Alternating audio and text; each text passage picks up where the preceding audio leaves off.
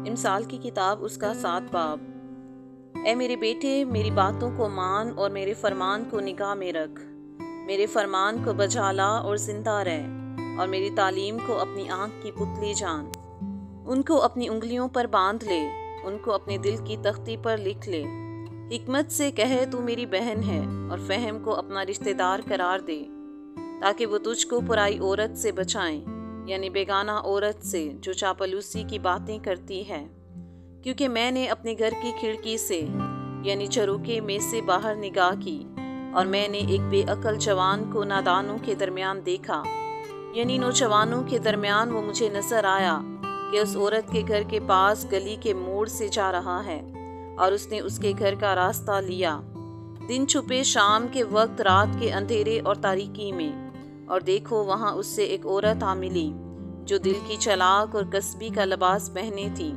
وہ گوگائی اور خود سر ہے، اس کے پاؤں اپنے گھر میں نہیں ٹکتے، ابھی وہ کوچوں میں ہے، ابھی بازاروں میں، اور ہر موڑ پر گات میں بیٹھتی ہے۔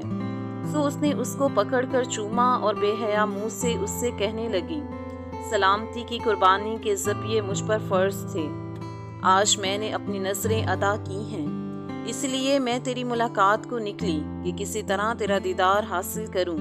سو تو مجھے مل گیا۔ میں نے اپنے پلنگ پر کامدار غلیچے اور مصر کے سوت کے دھاری دار کپڑے بچھائے ہیں۔ میں نے اپنے بستر کو مر اور عود اور دار چینی سے معطر کیا ہے۔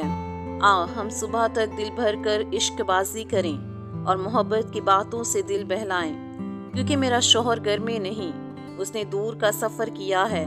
وہ اپنے 7 روپے کی تھیلی لے گیا ہے، اور پورے چاند کے وقت گھر آئے گا۔ اس نے میٹھی میٹھی باتوں سے اس کو پھسلا لیا، اور اپنے لبوں کی چاپلوسی سے اس کو بہکا لیا۔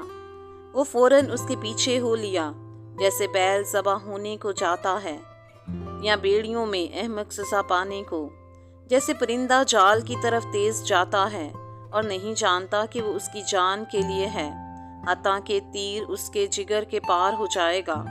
سو اب اے بیٹو، میری سنو اور میرے منہ کی باتوں پر توجہ کرو۔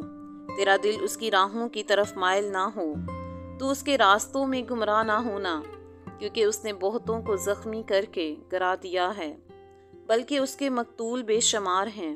اس کا گھر پاتال کا راستہ ہے، اور موت کی کوٹریوں کو جاتا ہے۔